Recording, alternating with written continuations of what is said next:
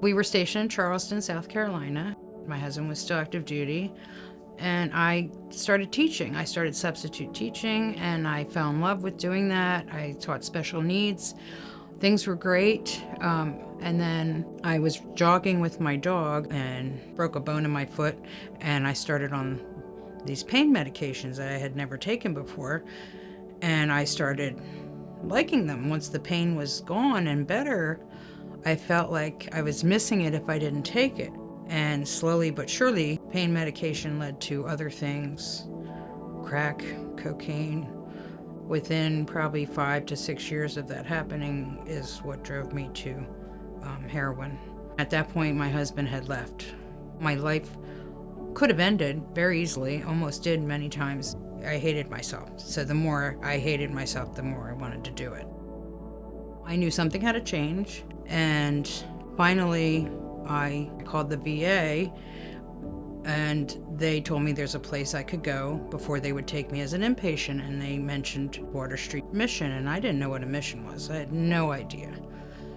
I arrived at the mission, frazzled, and just felt abandoned and lonely and lost, and they just welcome you with open arms here. After meeting a lot of the life coaches and staff here, I knew I didn't want to leave, but I had to stay. I had to stay and do this program. It took me a year to give it up to God, because He knows what's best.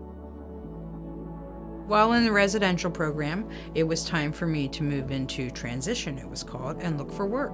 Colleen mentioned Willow Valley, and so I went and looked at the jobs and I applied. When they called me, she said, I just wanted to meet the person that is on this paperwork.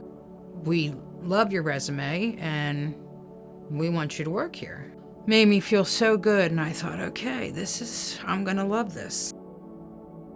I do all Tai Chi, yoga, sing-alongs. Just seeing them smile and laugh and just feel a connection. I just know God put me there. It was a wonderful feeling to know this is why I'm here.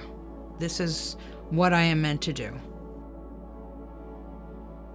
As she really awakened to what God believed about her and His love for her, and her ability to just engage with Him, we just started to see this blossom.